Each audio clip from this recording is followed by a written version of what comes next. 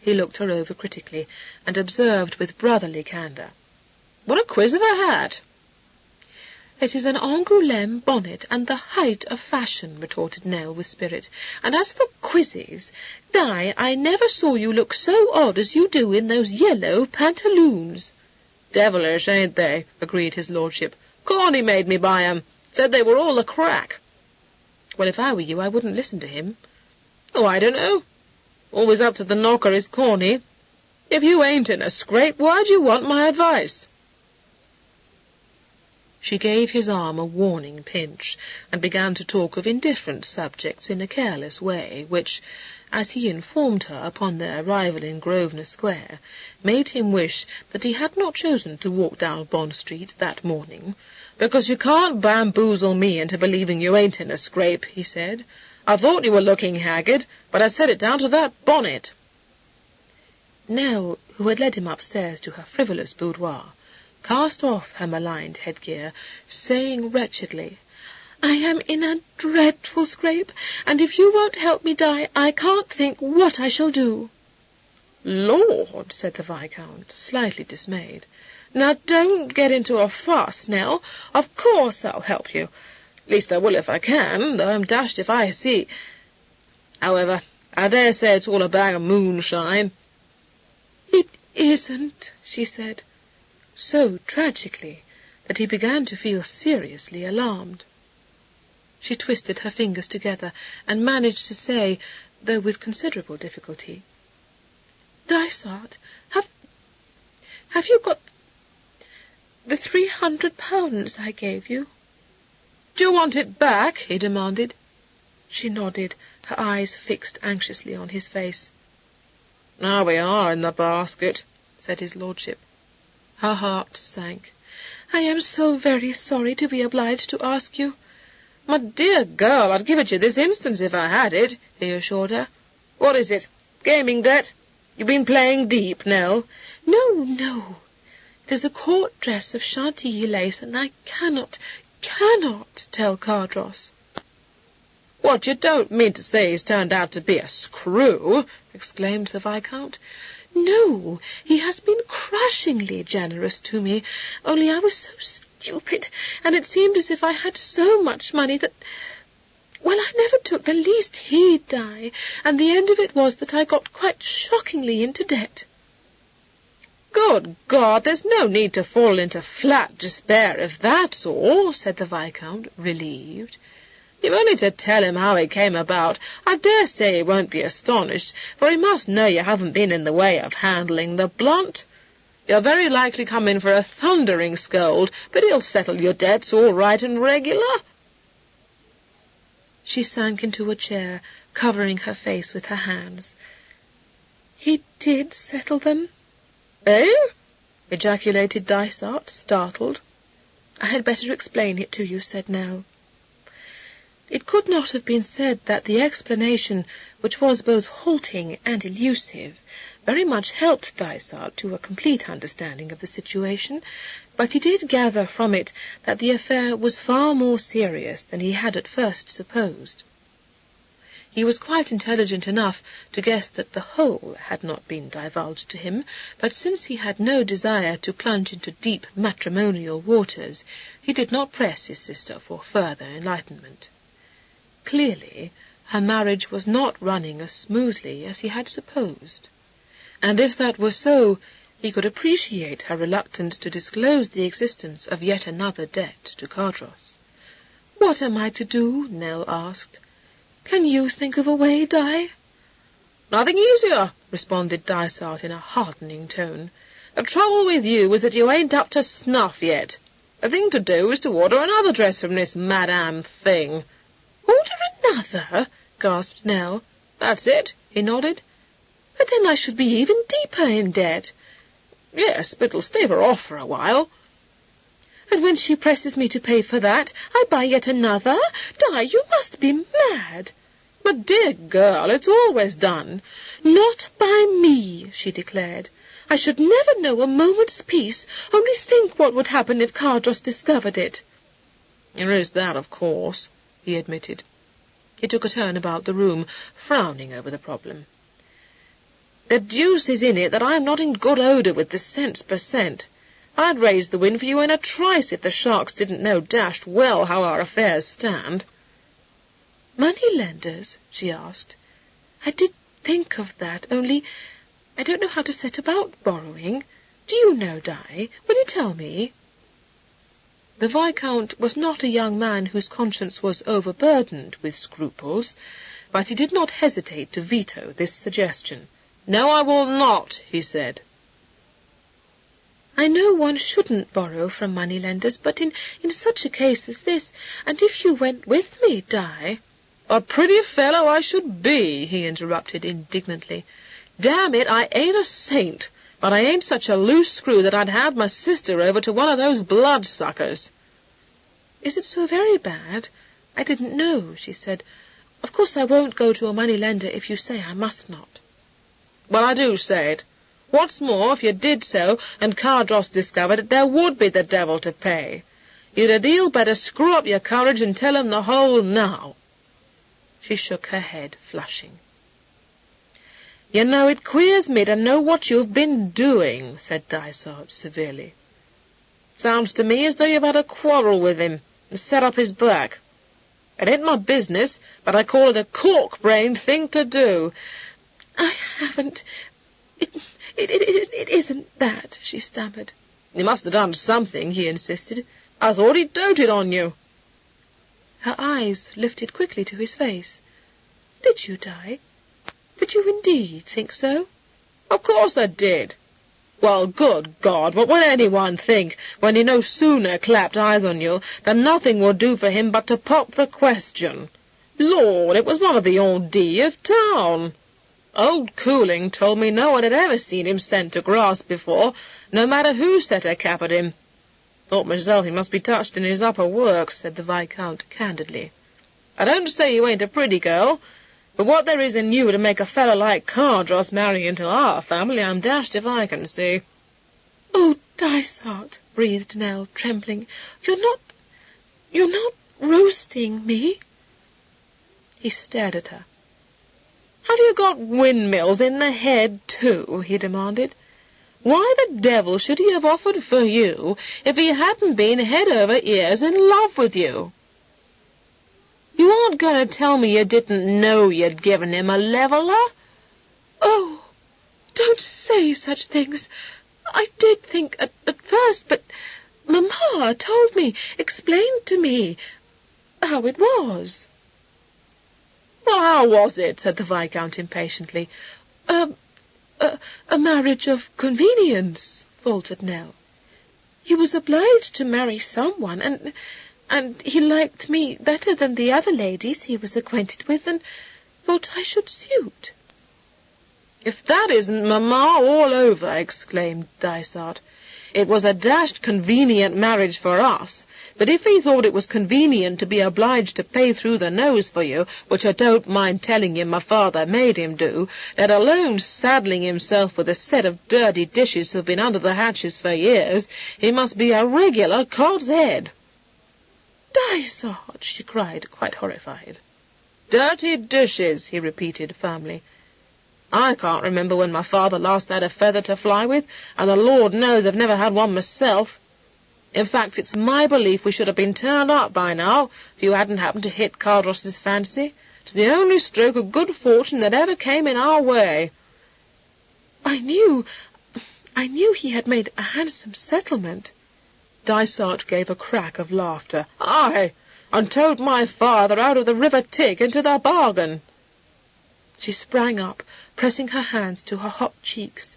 "Oh, and I have been so wickedly extravagant." "No need to fret and fume over that," replied Dysart cheerfully. "They say his fortune knocks golden balls into flinders, and I shouldn't be surprised if it was true." "As though that should excuse my running into debt. Oh, Di, this quite overpowers me. No wonder he said that." He looked uneasily at her. "Said what?" "If you mean to have a fit of the vapours, Nell, I'm off, and so I warn you." "Oh, no, indeed I don't. Only it is such an agitating reflection. I didn't tell you, Di, but he said something to me which made me think he believes I married him for the sake of his fortune." "Well, you did, didn't you?" "No," she cried hotly. "Never, never." "What? You don't mean to tell me you fell in love with him?" said the Viscount, incredulously. "Of course I did. How could I help but do so?" "Of all the silly starts," said his lordship, disgustedly. "What the devil should cast you into this distempered freak if that's the way of it? What have you been doing to make Cardross think you don't love him if you do?" She turned away her face. I was trying to be a conformable wife, Di. You see, Mamma warned me about not making demands, or hanging upon him, or appearing to notice it if he should have another interest. And, "Oh, so the blame lies at Mamma's door, does it? I might have known it. Never knew such a hen-witted creature in my life." "Oh, Dysart, hush. Indeed, she meant it for the best. You will not repeat it, but she was so anxious I shouldn't suffer a mortifying disillusionment as I am afraid she did." "Did she, though?" said the Viscount, interested. "Didn't know my father was pitching it rum in those days. I must say I should have thought even Mamma could have seen that Cardross ain't a bird of that feather. Never been a man of the town from anything I ever heard. How came you to swallow all that humdudgeon, Nell? Dash it, you must have known he was in love with you." I thought it was all consideration, because he is so very kind and gentlemanlike," she confessed. "Kind and gentlemanlike," repeated Dysart, in accents of withering scorn. "Well, upon my soul, Nell, seems to me you're as big a ninny hammer as Mamma. To be taken in by one of her Banbury tales when there was Cardross making a regular cake of himself over you, if that don't beat the Dutch." She hung her head, but said in a faint voice, "It was stupid of me, but there was more than that, Di. You see, I knew about Lady Orsett. Letty told me." "That girl," said the Viscount severely, "wants conduct. Not but what I shouldn't have thought you needed telling, because everyone knew she was his share of me for years. And don't put on any die-away airs to me, my girl, because for one thing, it's no use damning me you didn't know anything about my father's light frigates, and for another, Cardross's way of life before you married him ain't your concern. Lady Orsett's got Lydney in tow now, so that's enough flim-flam about her." "Has she, Di?" Nell said eagerly. "So they say. I don't know." "Oh, if it were not for this dreadful debt, how happy I should be," she sighed. "Nonsense. Make a clean breast of the whole to Cardross and be done with it." "I'd rather die. Don't you understand, Di? How could he believe me sincere if I told him now, when I am in debt again, that I didn't care a button for his fortune?" The Viscount checked the scoffing retort that sprang to his tongue. He did understand. After a thoughtful moment he said, "He'd think it was cream pot love, wouldn't he? Aye, very true. Bound to. Particularly," he added in a voice of censure, "if you've been treating him with the stupid sort of indifference which I've a strong notion you have. Oh, well, we shall have to think of some way of raising the blunt, and that's all there is to it." Too grateful for his willingness to come to her aid, to cavil at his freely worded criticisms, Nell waited hopefully, confident that he would be able to tell her how to extricate herself from her difficulty. Nor was she mistaken. After a turn or two about the room, he said suddenly, "Nothing easier. Can't think why I didn't hit upon it at once. You must sell some of your jewellery, of course." Her hand went instinctively to her throat. "The pearls Mamma gave me, her very own pearls, I could not, Dysart." "No need to sell them if you don't care to. Something else." "But I haven't anything else," she objected. "Nothing of value, I mean." "Haven't anything else? Why, I never see you but what you're wearing something worth a king's ransom. What about all those sapphires?" "Dysart, Giles's wedding gift," she uttered. "Oh, very well. But he's always giving you some new trinket. You must be able to spare one or two of 'em. He'll never notice. Or if you think he might, you can have 'em copied. I'll attend to that for you." "No, thank you, Di," she said, with desperate firmness. "I won't do anything so odiously shabby. To sell the jewels Giles has given me, to have them copied in paste so that he shouldn't know of it. Oh, how detestable I should be to deceive him in such a way." "Well, what a high flight," said Dysart. "No worse than going to a cent per cent. In fact, it ain't as bad." "It seems worse," she assured him. "I tell you what it is, Nell," he said, exasperated. "If you let this excessive sensibility of yours rule you, there will be no way of helping you out of this fix. If you don't care to have your trinkets copied, tell Cardross you lost 'em. I dare say you would not like to lose the sapphires, but you aren't going to tell me your heart would break for every one of the trinkets he's given you." "No, indeed it would not, if I really did lose them. But every feeling revolts from the thought of selling them for such a reason." She spoke with so much resolution that it seemed useless to persist in argument. The Viscount, never one to waste his time over lost causes, abandoned his promising scheme, merely remarking that of all the troublesome goosecaps he had encountered, his sister bore away the palm. She apologized for being so provoking, adding, with an attempt at a smile, that he must not tease himself any more over the business. But every now and then the Viscount's conscience, in a manner as disconcerting to himself as to his critics, cast a barrier in the way of his careless hedonism. It intervened now, just as he was congratulating himself on being well out of a tiresome imbroglio. "Very pretty talking, when you know deuced well I can't help but tease myself over it," he said bitterly. "If there's one thing more certain than another, it's that if I hadn't borrowed the 300 from you, you wouldn't be in this fix now. Well, there's nothing for it. I shall have to get you out of it. I dare say I shall hit on a way when I've had time to think it over, but I shan't do it with you sitting there staring at me as though I was your whole dependence. Puts me out. There's no saying, of course, but what I may have a run of luck, in which case the matter's as good as settled. I've got a notion I ought to give up hazard, and try how it will answer if I stick to faro." He then took his leave, bestowing an encouraging pat on his sister, and recommending her to put the whole business out of her mind. There were those who would have taken the cynical view that he would speedily put it out of his, but Nell was not of their number. It did not so much as cross her mind that her dear Di, either from indolence or forgetfulness, might leave her to her fate. And she was quite right. There was an odd streak of obstinacy in Dysart, which led him, at unexpected moments, to pursue with dogged tenacity the end he had in view.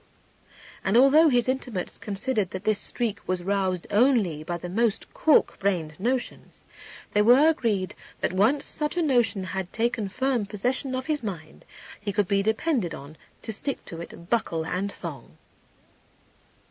Emerging from the house after a genial discussion with his brother-in-law's porter on the chances of several horses in a forthcoming race, he paused at the foot of the steps, considering whether he should summon a hackney and take a look in at Tattersall's, or stroll to Conduit Street, where, at Limmer's, he would be sure to encounter a few choice spirits. While he hesitated, a tilbury, drawn by a high-stepping bay, swept round the angle of the square, and he saw that the down-the-road-looking man in the tall hat and the box coat of white drab who was handling the ribbons with such admirable skill was Cardross. He had no particular desire to meet the Earl, with whom he knew himself to be no favourite, but he waited civilly for the tilbury to draw up beside him. "Hello, Dysart," said the Earl, handing the reins over to his groom and jumping down from the carriage. "You just going in or just coming out?" "Just coming out," replied Dysart, watching the tilbury being driven away. "It's a nice tit you have there. Looks to be a sweet goer. Welsh?" Yes, I'm pretty well pleased with him, agreed Cardross. Very free and fast, and has a good knee action. Oh, yes, purebred Welsh. I bought him from Chesterford last week. You care to come in again? No, I'm bound for Limmer's, said the Viscount. He eyed his brother-in-law speculatively. The Earl appeared to be in an amiable frame of mind. It was common knowledge that he was rich enough to be able to buy an abbey, and if there was the least chance of getting £300 out of him merely for the asking, the Viscount was not the man to let this slip. "You wouldn't care to lend me 300, would you?" he suggested hopefully. 300. Call it 5, offered the Viscount, recollecting certain of his own more pressing obligations. Cardross laughed. "I'll call it anything you choose, but I shouldn't at all care to lend you money, and I'll thank you, Dysart, not to apply to Nell." "Nothing of the sort," said the Viscount, repressing a strong inclination to tell him that the boot was on quite the other leg. "Dipped again?" inquired Cardross. "You ought to be tied, you know." "I see no sense in that," returned Dysart. "Wouldn't do me a bit of good. The only way to come about is to make a big coup. I don't doubt I'll do it, for it stands to reason the luck must change one day. However, I've been thinking seriously of devoting myself to faro, and I believe I'll do it. The devil's in the bones, and has been this year past." The news that he was about to reform his way of life met with a disappointing lack of enthusiasm.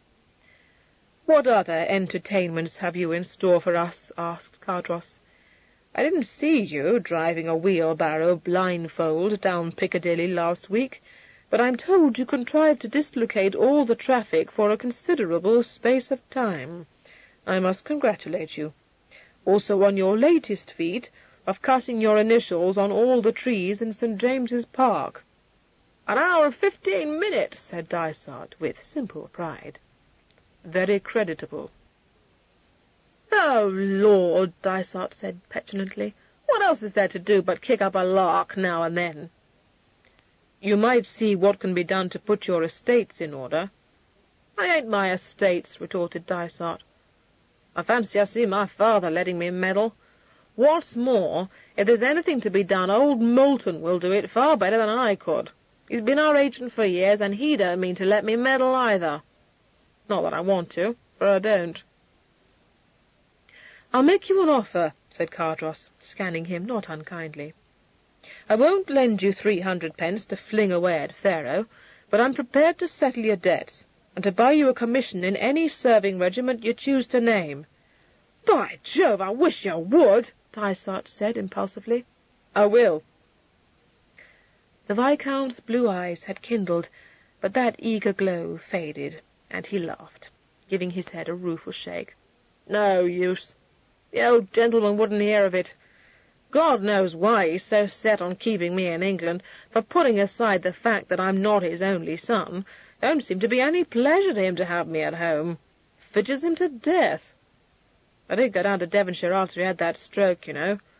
Went to oblige my mother, but the end of it was she was obliged to own it didn't answer. But he wouldn't let me join for all that." "If you wanted it, I might be able to persuade him." "Grease him in the fist, eh?" "Take my advice and fund your money, or wait till I do something so outrageous he'll be glad to see me off to Spain on any terms," said Dysart, pulling on his gloves.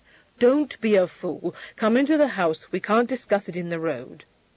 "If you're so anxious to waste the ready, let me a monkey," mocked Dysart. "As for the rest, oh, Lord, I don't know what I want, and it wouldn't be a particle of use if I did." He waited for a moment, and then, as Cardross made no reply, laughed rather jeeringly, and strode off down the flagway.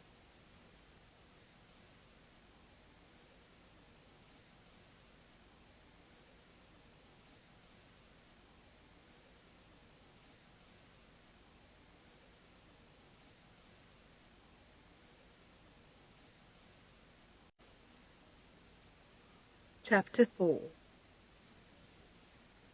It was almost with relief that Nell, a few days later, bade her husband a polite farewell.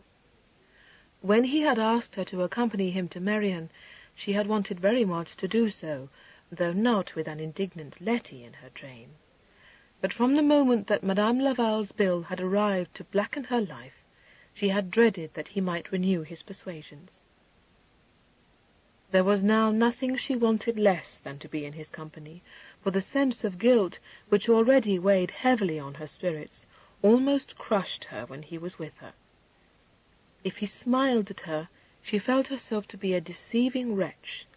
If there was a coolness in his manner, she fancied he had found her out, and was ready to sink. It did not occur to her, in this disordered state of mind, that the scruples which forbade her to let him see her heart were prompting her to pursue a course that might have been expressly designed to confirm him in his suspicion that she cared for nothing but wealth, fashion, and frivolity. There was no lack of parties at the height of the season to fill her days, and no lack of eager escorts for the beautiful young countess if the Earl had engagements of his own. It seemed to him that he never saw her except on her way to a review or a ball, and he could scarcely doubt that she preferred the company of even the most callow of her admirers to his. "You know, my love," he said to her once, mocking himself, "I think fate must have thrown me in your way to depress my pretensions. Would you believe it? I was used to think myself the devil of a fellow, and now perceive that I am no such thing. Almost a dead boy, in fact." She had not answered him, but the colour had flooded her cheeks, and as her eyes flew to his for a brief instant, he thought that he caught a glimpse of the loving, vital creature he had once believed her to be.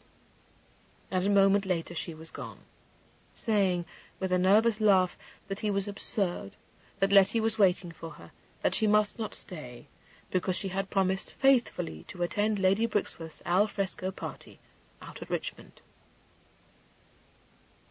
Subjected to such treatment as this, it was hardly surprising that Cardross, far too proud to betray his hurt, retired behind a barrier of cool, faintly ironic civility, which effectually slew at birth Nell's impulse to fling caution to the winds, and all her doubts and difficulties at his feet.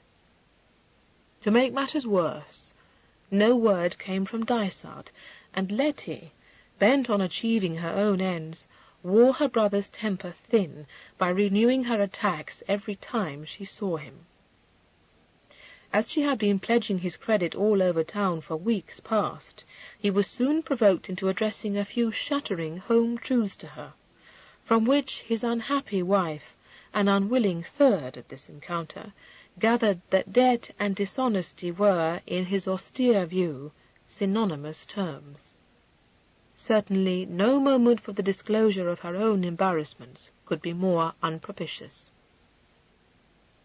It was therefore with relief that she bade him farewell. He expected to be away for a serenite, within which time she thought it not unreasonable to suppose that Dysart must have discovered a means of discharging her debt to Madame Laval. By way of recalling it to his mind, just in case, in the press of his sporting engagements, he had temporarily forgotten its urgency, she sent round a note to his lodging in Duke Street, inviting him to dine in Grosvenor Square on the night of the masquerade. Well aware of the fatal results of importunacy, she resisted a temptation to ask him what progress he had made towards settling her affairs, and was soon rewarded for her restraint. The Viscount not only sent back a note accepting her invitation, but added in a postscript that she need not trouble her head more over that other matter. This cryptic message sent her spirits up immediately. It would have been more satisfactory, perhaps, if Dysart had told her what expedient he had hit upon, but she knew him to be no ready letter-writer, and was content to trust that his third attempt at solving her difficulties would be more acceptable to her than his 2 previous suggestions. Except for one encounter in the park, where it was impossible to hold private conversation with him, she did not meet him. a circumstance which led her to suppose that whatever plan he had evolved needed a good deal of preparation. This made her feel a trifle uneasy, but he nodded to her so reassuringly at the end of their one chance meeting that her misgivings were soothed. "I shall see you on Thursday," he said. And that, she thought, was his way of informing her that on Thursday, when he was to go with her to the masquerade, he would be able to tell her just what she must do to rid herself of her intolerable debt. And then on Thursday evening, when both the fair hostesses awaited his arrival in Grosvenor Square, he did not come. Neither was surprised that he should be late in keeping his engagement, for his habits were known to be erratic, and for a full half-hour only the wizard below stairs, with 2 capons roasted to a turn on the spits, fat livers in cases in imminent danger of becoming over-baked in the oven, and the caramel sugar spun over a dish of peu d'amour rapidly hardening, saw any cause for agitation. Letty, who had been in low spirits for days past, was wearing a new and extremely dashing ball dress of white crepe so profusely embroidered with silver spangles that when she stood in the light of the great chandelier in the drawing-room, the effect was quite dazzling. Nell, less strikingly attired in satin and blonde lace, knew that if Lady Chudley should be at the masquerade, she would unhesitatingly condemn this toilette as being totally unsuited to a young lady in her first season, for it was cut indecorously low, besides being worn over the most diaphanous of petticoats. Cardross would probably have insisted on its being changed for something more demure. He might even have considered that in his absence his wife should have done so, but Nell felt herself to be unequal to an exhausting and almost certainly losing battle, and assuaged her conscience with the reflection that the dress would be largely hidden by the domino of shimmering rose silk which Letty had tossed across the back of a chair. Besides, Letty was so pleased with her appearance that it had put her into the sunniest of humours, which Nell, having endured a week of sulks and repinings, would not willingly upset. "The worst of brothers is that they never think it is of the least consequence to keep one waiting," remarked Letty, spreading open a fan spangled to match her gown. "I only hope he may not be foxed when he does arrive. Look, do you think this is pretty?" "Foxed? Why should he be?" demanded Nell, rather indignantly. "Oh, you know what men are when they go off to watch a cock-fight," said the worldly-wise Letty. "There was one at Epsom today, I fancy."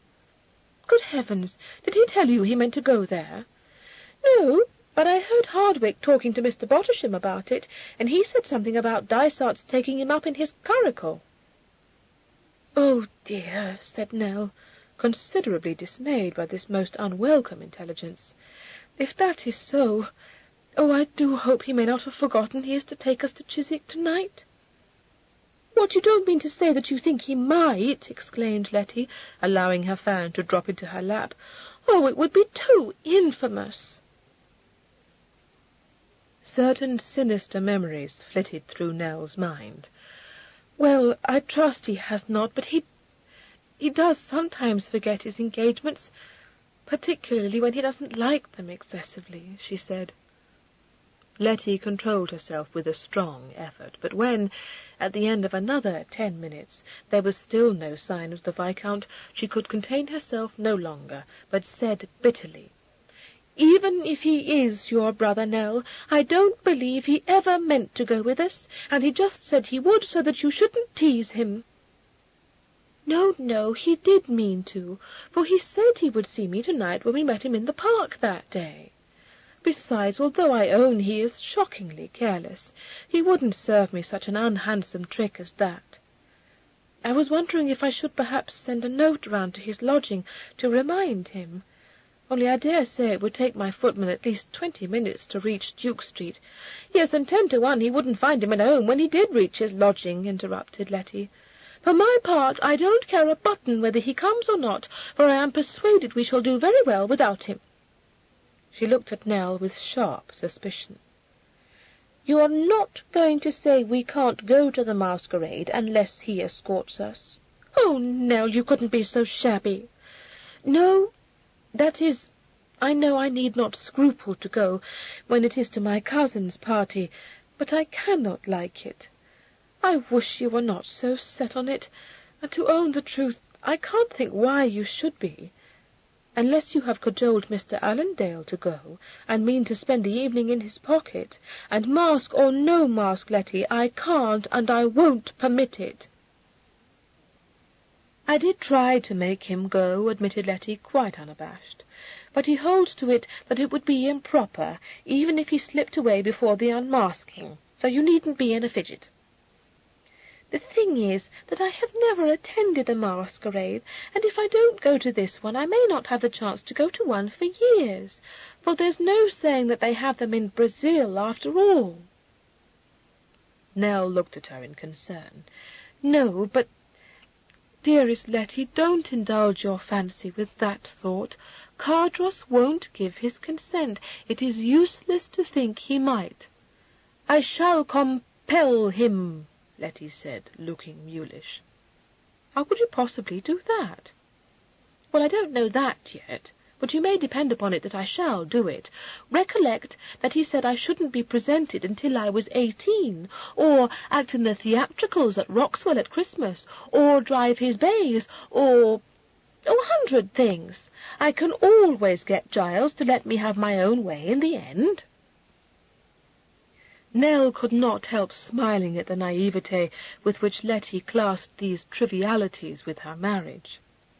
But before she could make any attempt to show her sister-in-law how the very fondness which led Cardross to indulge her in small matters would stiffen his resolve not to permit her, as he thought, to throw herself away in a marriage doomed to failure, Farley, her butler, had entered the room, bearing on a salver a sealed billet, and on his countenance the expression of one who not only brought evil tidings, but had foreseen from the outset that this was precisely how it would be. "My Lord Dysart's groom, my lady, has desired me to give this instantly into your ladyship's hands," he announced, proffering the salver. "Only wait until I next see Dysart," uttered Letty direfully. Feeling as conscience-stricken as though she and not Dysart had been the culprit, Nell broke the wafer that sealed his note and hastily unfolded the scrawled message. A sigh of relief escaped her, for although the news the message contained was bad, it was not as bad as it might have been. Dysart must certainly have lingered over long at Epsom, but he had not forgotten that he was engaged to escort his sister to a masquerade. He begged her pardon for being unable to dine with her, but promised faithfully to pick her and Letty up in Grosvenor Square not a moment later than 10 o'clock, unless, in a postscript, he should be unavoidably detained, in which case they were to set forward for Chiswick, and might be sure that he would meet them there, his mask in his hand. 10 o'clock, and we are invited for 9:30, said Letty wrathfully, when this was read to her. A gleam of mischief shone in Nell's angelic eyes. "My dear, surely you would not be so Gothic as to arrive at the very start of the party?" "I dare say he won't come here at all," said Letty crossly.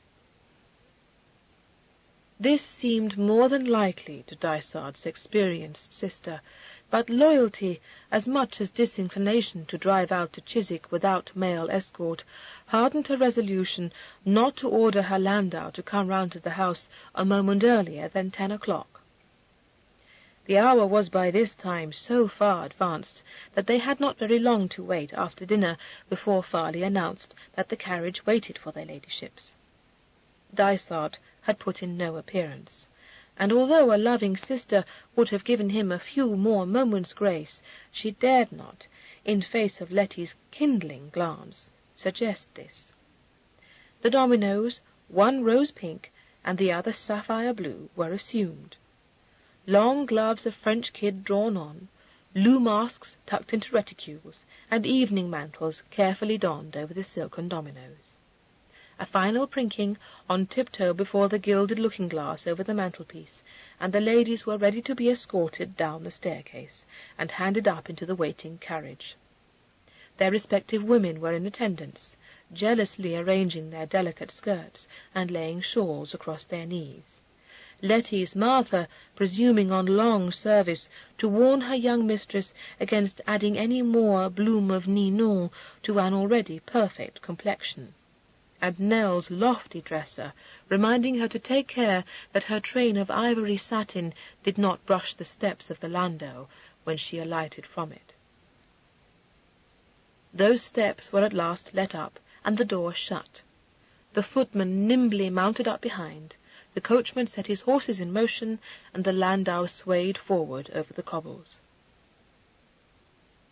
It had not occurred to Nell, or indeed to any of her servants, that a drive to Chiswick could be attended by danger, so no one had thought it necessary to provide the equipage with any outriders to protect her from possible highwaymen.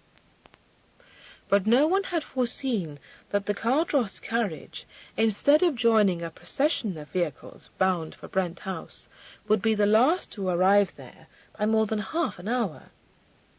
There was hardly any traffic beyond the first pike off the stones. Kensington village seemed to be sleeping in the bright moonlight. Only a post-chaise and an accommodation coach were met in Hammersmith, coming in from the west. No other vehicle was seen except one of the mails, which swept past the Cardross carriage, its 4 fresh horses going along at a spanking pace, and its guard blowing a very loud blast of warning on his yard of tin. Shortly after this, the carriage turned off the high road towards Chiswick Mall, and then, just as Letty was saying, "Well, at all events, it hasn't been nearly as tedious a drive as if we had been obliged to dawdle behind some rumbling coach," both ladies were unpleasantly startled by a sudden pistol-shot, followed by a medley of alarming noises, in which the squeal of a frightened horse mingled with various rough voices upraised either in command or expostulation, and the trampling of hoofs. Letty uttered a whimper of fright, and clutched her sister-in-law, saying on a rising note of panic, "What must we do? What will happen to us? Oh, no, we are being held up. Why don't those cowards of footmen do something? This is all Dysart's fault. Will they murder us? Oh, I wish we hadn't come." Nell was not feeling very brave herself, but she was made of sterner stuff than this, and managed to reply with very creditable command over her voice, "Nonsense! Of course they will not murder us, though I am afraid they will take our jewels. Thank God I am not wearing the Cardross necklace or my precious sapphires." "Give them everything," begged Letty, her teeth chattering. "I feel sick with apprehension, and I am sure I shall faint. What is the use of taking footmen when they do nothing to protect us? I shall tell Giles, and he will turn them off directly. He ought to be here. He had no right to go off to Marion when he might have known." "Oh, do pray hold your tongue, Letty," interrupted Nell, exasperated. "I wonder you should not have more pride than to let the wretches see you are afraid. And as for the footmen, what could the poor men do against armed ruffians? They are not carrying pistols. I don't suppose they ever dreamed we should be held up on the road to Chiswick, of all places. Oh, dear, it sounds as if there were several of them. I do hope they will be satisfied with our jewels, and not wish to ransack the carriage for a strong box." This horrid thought made Letty shake with terror. Then she screamed, for a hideous figure, enveloped in a dark cloak, and with a mask covering his face, loomed up, and wrenched open the door of the carriage, presenting the barrel of a large horse-pistol, and growling in ferocious accents, "Hand over the bugles, and be quick about it." The moonlight glinted on the pistol, and the hand that held it. Letty cried, "Don't, don't," and tried with feverish haste to unclasp the single row of pearls from round her throat. "Not you," said the highwayman, even more ferociously. "You." The pistol was now pointing straight at Nell, but instead of shrinking away, or making haste, as Letty quaveringly implored her to do, to strip off her bracelets and rings, and the large pendant that flashed on her breast, she was sitting bolt upright, her incredulous gaze fixed at first on the hand that grasped the pistol, and then lifting to the masked face. "Quick!" commanded the highwayman harshly. "If you don't want me to put a bullet through you." "Dysart! Hell and the devil confound it!" ejaculated his lordship, adding, however, in a hasty attempt to cover this lapse, "None of that! Hand over the gewgaws!" "Take that pistol away," ordered Nell. "How dare you try to frighten me like this? Of all the outrageous things to do, it's a great deal too bad of you. What in the world possessed you?" "Well, if you can't tell that, you must be a bigger sapskull than I knew," said his lordship disgustedly. He pulled off his mask and called over his shoulder, "Bubbled, Corny!" "There, what did I tell you?" said Mr. Fancourt, putting up the weapon with which he had been covering the coachman, and riding up to bow politely to the occupants of the carriage. "You ought to have let me do the trick, dear boy. I said her ladyship would recognize you." "Well, I don't know how the devil she should," said the Viscount, considerably put out. "Oh, Di, how absurd you are!" Nell exclaimed, trying not to laugh. "The moonlight was shining on the ring Mamma gave you when you came of age. And then you said, 'Not you,' to Letty. Of course I recognized you." "Then you might have had the wit to pretend you didn't," said the Viscount with asperity. "Totty-headed, that's what you are, my girl. Hi, Joe. No need to keep those fellows covered any longer. I've lost the bet." "Dysart, how abominable of you," Nell said indignantly. "To bring your groom into this is utterly beyond the line." "Fiddle," said the Viscount. "You might as well say it was beyond the line to bring Corny in. I've known Joe all my life. Besides, I told him it was for a wager." "I do say it was beyond the line to bring Mr. Fancourt in, and I should have supposed he would have thought so too," added Nell, with some severity. No, assure you, Mum, always happy to be of service," said Mr. Fancourt gallantly. "Pleasure." Letty, to whom relief had brought its inevitable sequel, said in a furious undervoice, "Idiot!" "Are you the sort?" said the Viscount, overhearing. "In fact, if we're to talk of idiots—" "I think you are detestable. You broke your engagement with Nell in the rudest way, just that you might play this odious trick on her, and frightened us to death for sport. Sport!" "What a hen-hearted girl you are," remarked his lordship scornfully. "Frightened you to death, indeed. Lord, Nell's worth a dozen of you. Not but what she's got more hair than wit. Of course I didn't do it for sport. I had a devilish good reason. But one might as well try to milk a pigeon as set about helping a female out of a fix." Etty was so much intrigued by this cryptic utterance that her wrath gave place to the liveliest curiosity. "What can you mean? Who is in a fix? Is it Nell? But how? Oh, do tell me. I'm sorry I was cross, but how could I guess it was a plot when no one told me?" "Ask Nell," recommended Dysart. "You'd best be on your way if you don't wish to be late. I'll follow you presently." "Dysart," said Nell despairingly, "it must be nearly 11 o'clock already. How can you possibly follow us? You cannot attend a masquerade in your riding dress, and by the time you have returned to town and—" "Now don't fly into a fidget," begged Dysart. "I am not going all the way back to London. You must think I'm a gudgeon." "Oh, I do," she interpolated, on a quiver of laughter. "Well, that's where you're fair and far off," he told her severely. "I've got all my toggery waiting for me at the Golden Lion here, and a chaise hired to bring me on to Brent House. Yes, and when I think that I never planned anything so carefully in my life, only to have it overset because nothing would do for you but to show how clever you are by screeching that you knew me, I have a dashed good mind to wash my hands of the whole business." "Good God, dear boy, mustn't say things like that," intervened Mr. Fancourt, considerably shocked. "I know you didn't mean it, but if anyone else heard you—" "Well, there isn't anyone else to hear me," said the Viscount snappishly, walking away to where his groom was holding his horse.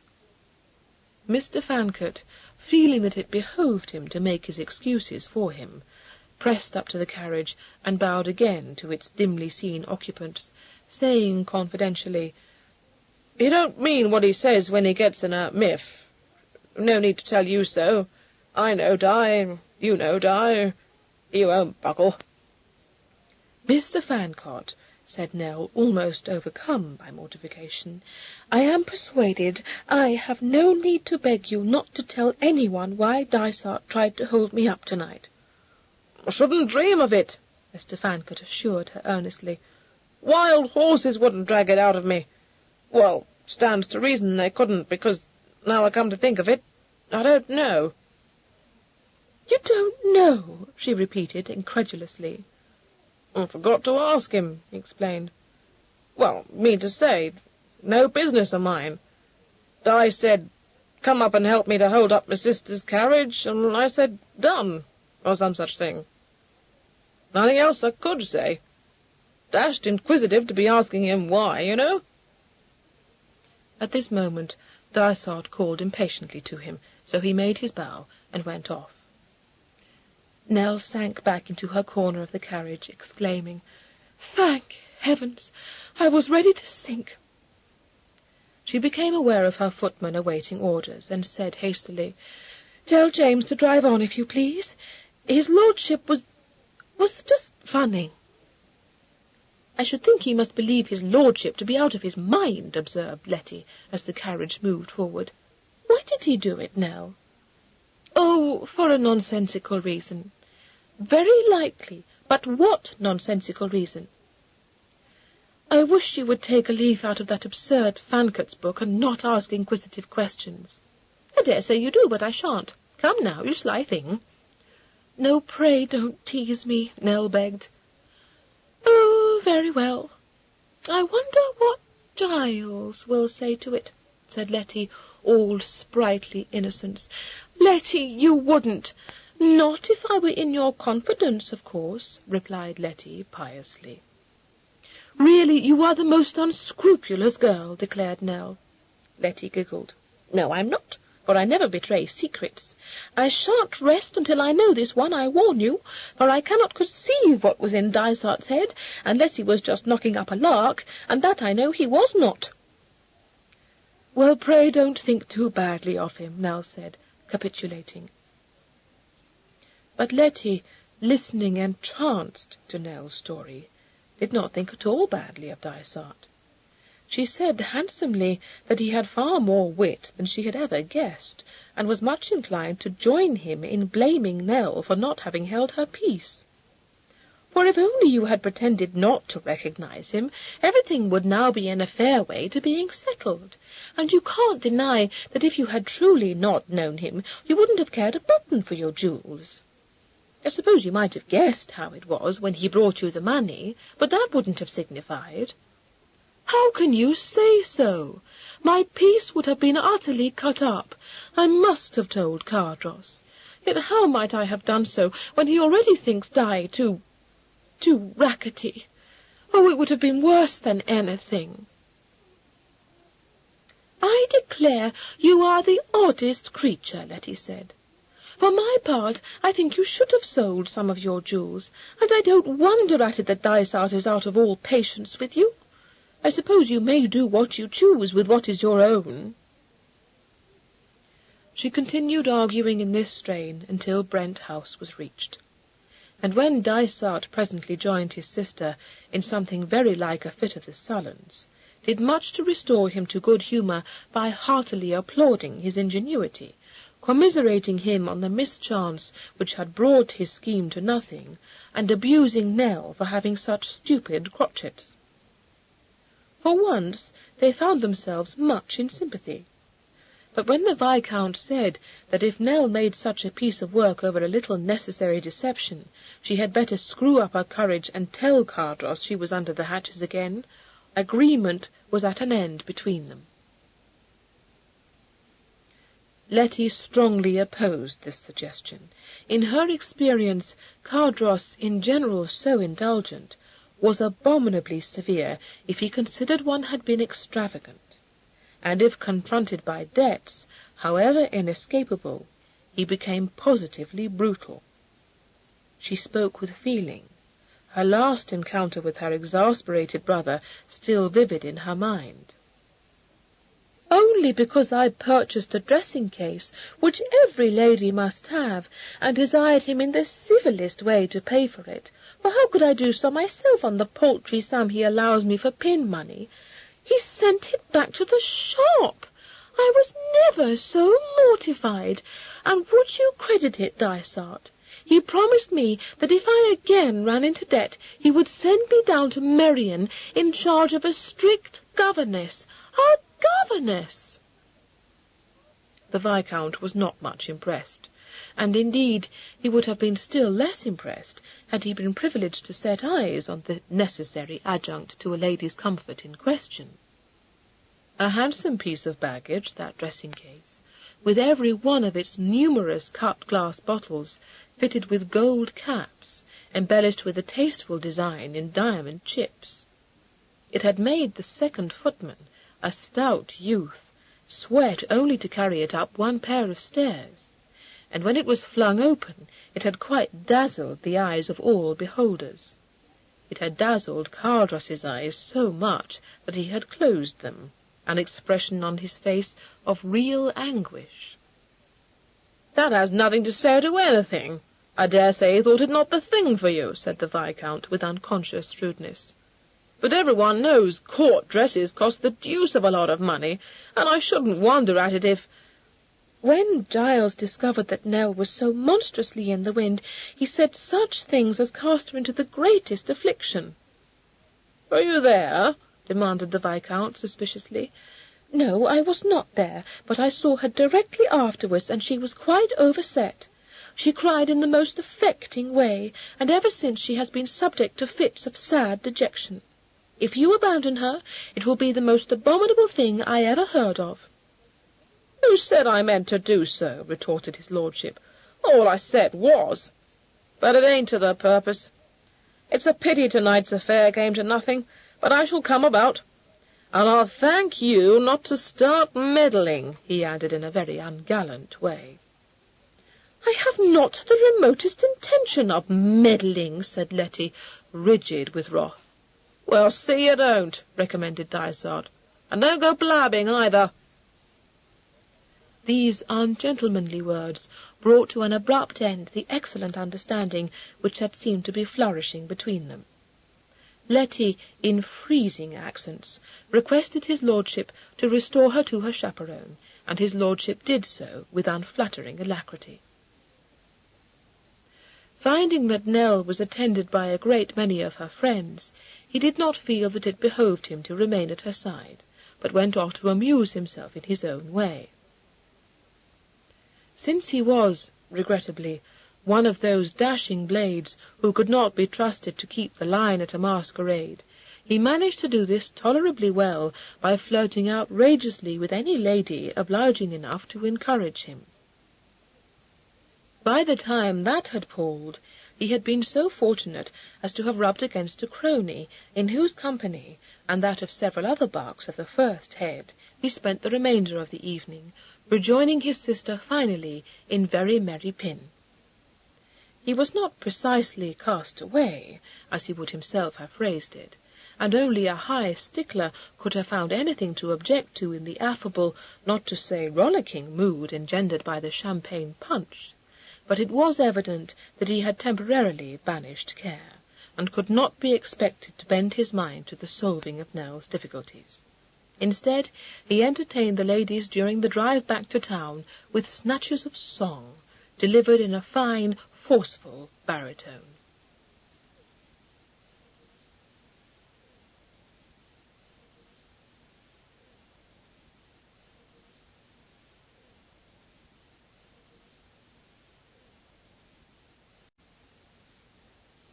Chapter 5.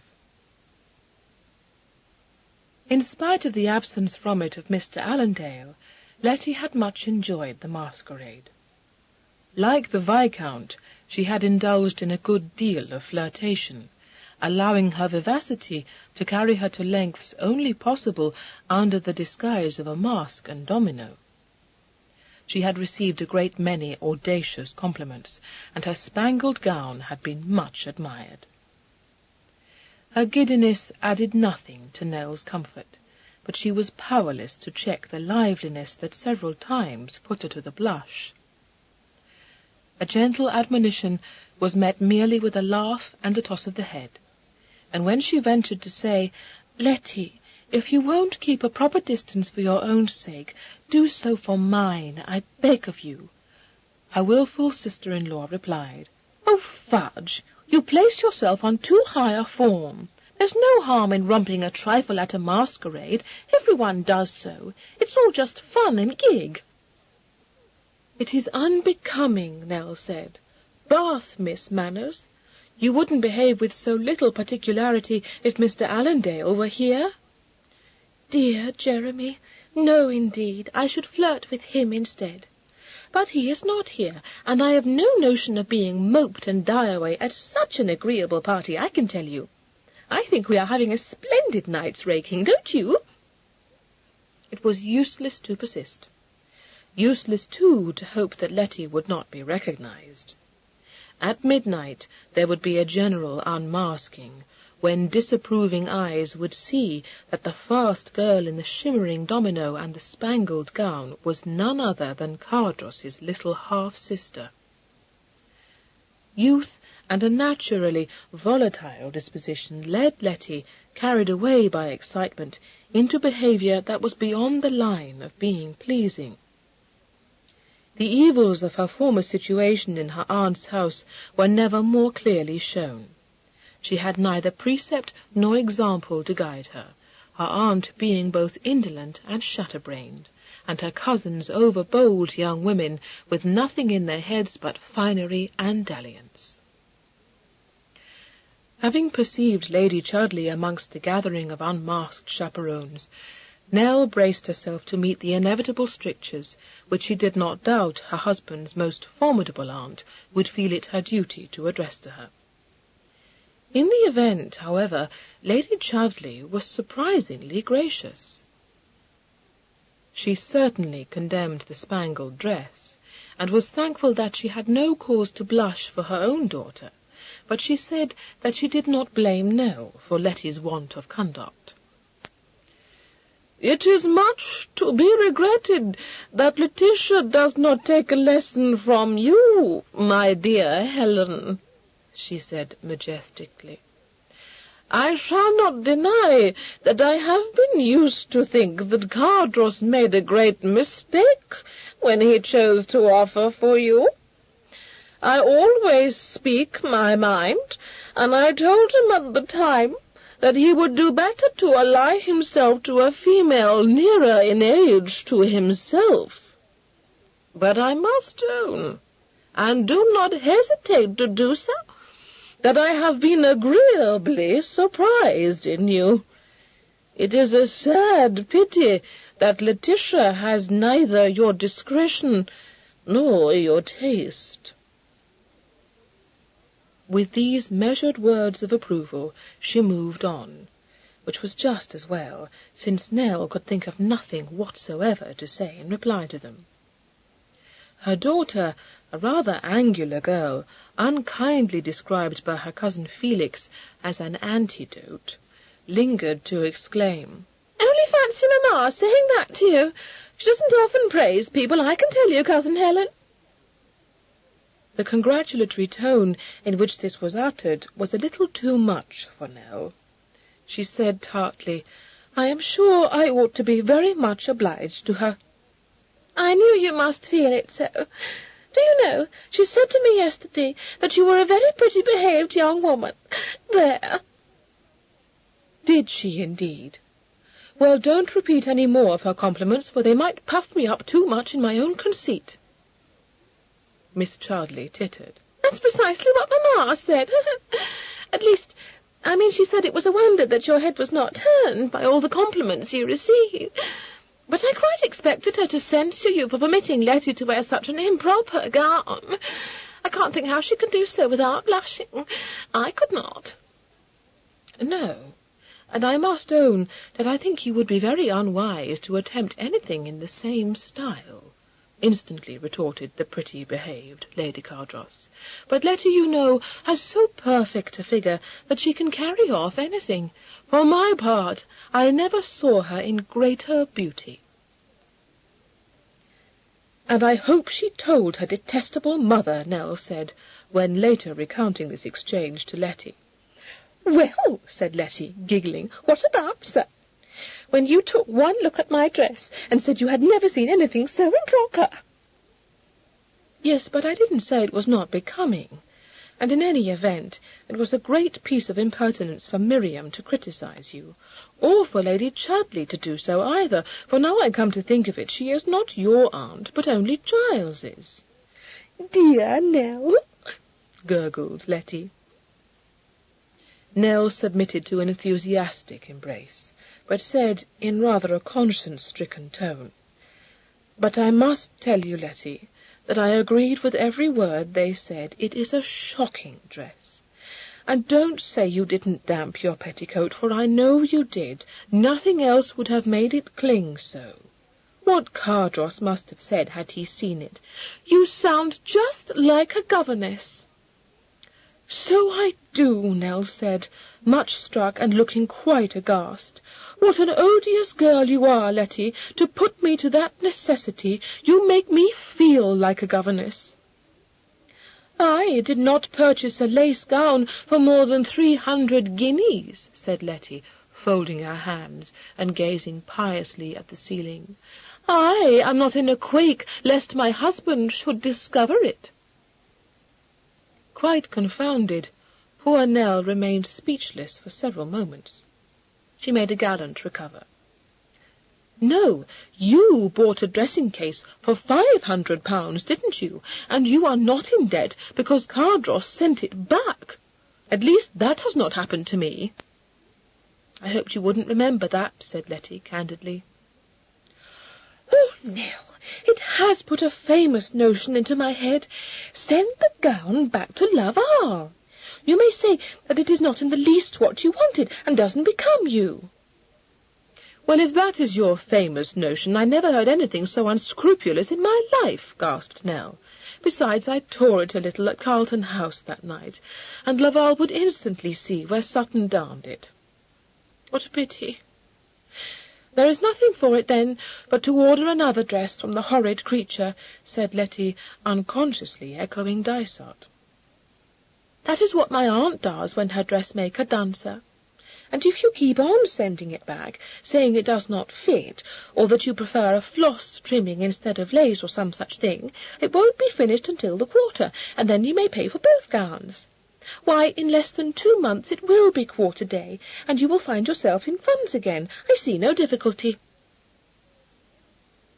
The suggestion found no favour with Nell. But since Madame Laval had followed up her bill with a polite letter, drawing my lady's attention to it, and trusting that my lady would find it convenient to defray it within the immediate future, she felt her case to be desperate, and resolved on a course which, disagreeable though it might be, seemed to hold out more promise of success than any scheme Dysart was likely to evolve. She would pay Madame Laval a visit, not to bespeak another expensive dress, but to explain with what dignity she could muster that although it was not at all convenient to her to pay the account in the immediate future, she would faithfully do so at the end of the following month. That this would dig an uncomfortably large hole in her next quarter's allowance, Nell realized, but decided, with the optimism of youth, that with a little economy she would contrive to scrape through the summer months. She had been startled to receive Madame's letter, and shrewd enough to perceive, underlying its smooth civility, a threat. But she was as yet too inexperienced to know that some unusual circumstance must lurk behind it, or that no modiste of high fashion would dream, for the paltry sum of 330 guineas, of alienating a patroness of such rich promise as the young Countess of Cardross. But after a very few minutes in Madame Laval's company, she learned that the circumstances governing Madame's action were very unusual indeed. Madame, after a long and lucrative career in Bruton Street, was about to retire from business. She was, in fact, returning to her native land, but this she naturally did not disclose to Lady Cardross, preferring to say, with a vagueness at odd variance with her sharp-featured face, with its calculating slow eyes and inflexible mouth, that she would henceforward be out of the way of collecting debts. Lady Cardross was certainly an innocente, but even a bride from the schoolroom might wonder how it would be possible for Madame to return to France in time of war. It was possible, if one had money and time to spend on the journey, influential connections to assist one over the obstacles in the path, and above all relations well placed in Paris. From England one might still travel to Denmark, and after that, eh bien, the matter arranged itself. On the whole, Madame had done very well out of her last London season, but this was now in full swing. Her most valued clients had purchased quite as many gowns as they were likely to need, and it was time to close her accounts. She had several bad debts, that went without saying. It was not worth the pain of attempting to recover those losses, but she knew well that although Lady Cardross might be at a temporary standstill, her lord was as wealthy a man as might be found, and would certainly pay his wife's debts. The sense of this she managed to convey to Nell in the most urbane manner conceivable, not an ungenteel word spoken, the sugared smile never deserting her lips. "Oh, if it is the case that you are retiring from business," said Nell, shrugging her shoulders with splendid indifference, "I had not perfectly understood. Naturally you will wish to be paid immediately. Rest assured that I will attend to the matter." She then sailed away, her head high, and her heart cowering in her little kid shoes. Madame, having curtsied her off the premises with the greatest deference, rubbed her hands together and said, "She will contrive, that one." That she must somehow contrive, and without Cardross's knowledge, was by this time a fixed determination in Nell's mind. Every day that had passed since the first appearance of Madame's account had added to her dread that he would discover the debt. Reason was lost sight of. The debt, and Cardross's sentiments, if he should be called upon to pay it, assumed grotesque proportions, until it seemed to her as though it might wreck her life. No sobering counsel was at hand to cast a damper on lurid imagination and give her thoughts a saner direction. Letty, exaggerating her own experiences, recommended her at all costs to settle the matter before Cardross got wind of it, and Dysart, knowing how much his own depredations on her purse were responsible for her present predicament, was apparently prepared to go to extraordinary lengths for the furtherance of this end. But Dysart had shaken her faith in him. Letty might applaud his scheme for her relief. She could not. It seemed to her a shocking thing to have attempted, and the thought of what next his wild humour might prompt him to do put her in a quake of apprehension. There must be no depending on Dysart, and there was no one else to whom she could turn. Such a reflection as this was scarcely soothing to nerves already irritated. The conviction that she was friendless, and hunted into the bargain, began to take strong possession of Nell's mind. She sank into a slough of self-pity, seeing her debt as a sum large enough to have ruined a nabob, and her husband as a miser with a heart of flint. It was in this mood that she presently stepped down from her barouche, and it was her coachman who rescued her from it, by desiring to know whether she would be requiring the carriage again that day. The very mention of it dispelled that unjust vision of Cardross. Just because she had once admired a friend's barouche, he had given her one for her very own, and with a pair of horses that took the shine out of every other pair to be seen in town. She had not liked the famous Cardross necklace, an awe-inspiring collection of emeralds and diamonds heavily set in gold, and instead of being offended, he had told her to keep it for state occasions, and had given her the most charming pendant to wear in its stead. For everyday use, he had said, with the smile that had won her heart in his eyes. Self-pity turned in an instant to self-blame. From being a tyrannical miser, Cardross became the most generous man alive, and quite the most ill-used. And she the embodiment of selfishness, extravagance, and ingratitude.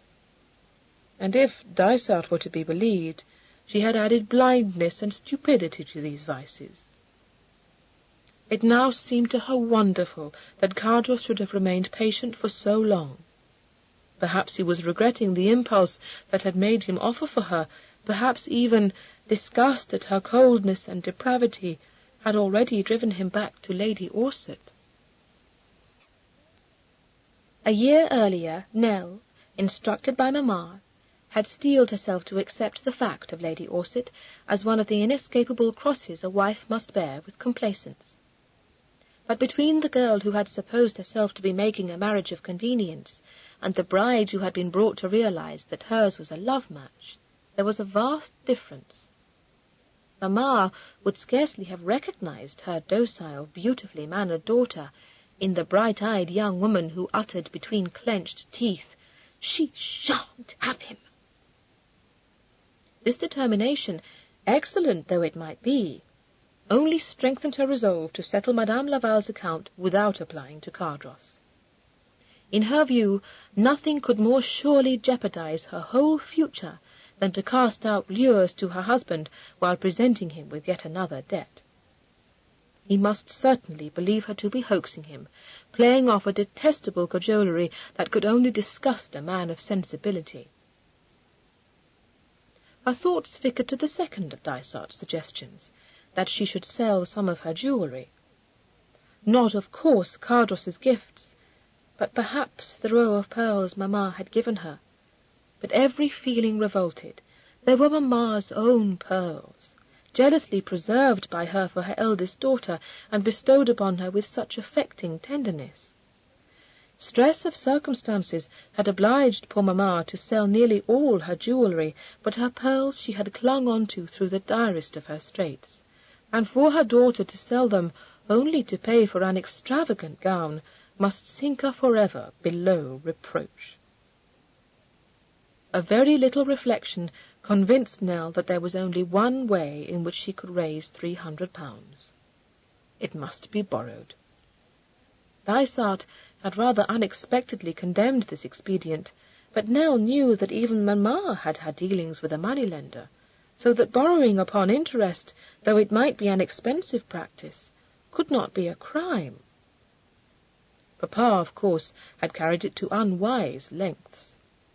Nell perfectly understood how ruinous continued borrowings could be, but it was surely absurd to suppose that anything very dreadful would happen if one borrowed £300 only for a few weeks.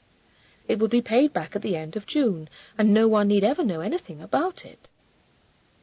The more she considered it, the more Nell liked the scheme, and the more she was inclined to attribute Dysart's severe attitude to some antiquated notion of propriety. Even the most careless of brothers could be amazingly stuffy on any question of conduct affecting the ladies of his family. That was one of the most incomprehensible things about men. To hear Papa in the bosom of his family, one would suppose that modesty and discretion were the two virtues he considered most indispensable in a female. But there had been nothing in Papa's career to suggest this. Indeed, far otherwise. Dysart, warmly approving the generously displayed charms of a certain actress, almost in the same breath could speak censoriously of his sister's gown if it were cut rather lower than usual, or clung too closely to her form for his suddenly austere taste. Even Cardross suffered from this peculiarity. He had not criticized her raiment, but he made no secret of the fact that he expected from his wife and sister a degree of decorum which he did not practice himself. "I will have no scandal in my household," said Cardross inflexibly, just as though he had not been creating scandal in Lord Dorset's household for years. Nell didn't doubt that he would disapprove strongly of his wife's patronizing a moneylender, but she didn't allow it to worry her very much. Imprudent it might be, but what Mamma had done could not be a crime. Nell gave Dysart a day's grace, and when he neither came to see her nor wrote to tell her what he next meant to do, set forth, not without some inward trepidation, on a visit to Mr. King in Clarges Street. It had been Mr. King who had enjoyed Mamma's custom. There were certain difficulties in the way of setting forth from Grosvenor Square alone and on foot, but she overcame these by ordering her carriage round to take her to the Green Park, where, she said, she was going to walk with some friends. At the last moment Letty nearly spoilt this careful plan by going with her, but she had the happy thought of saying that she had arranged to meet in the park two ladies whom Letty violently disliked. So Letty decided instead to go with her maid on a shopping expedition. Nell might tell herself that there was no harm in her projected errand, but she could not tell herself that it would be proper to take Letty into her confidence, for, oddly enough, although it might be allowable for herself to seek relief from her difficulties with Mr. King, for Letty to do the same thing would be quite shocking.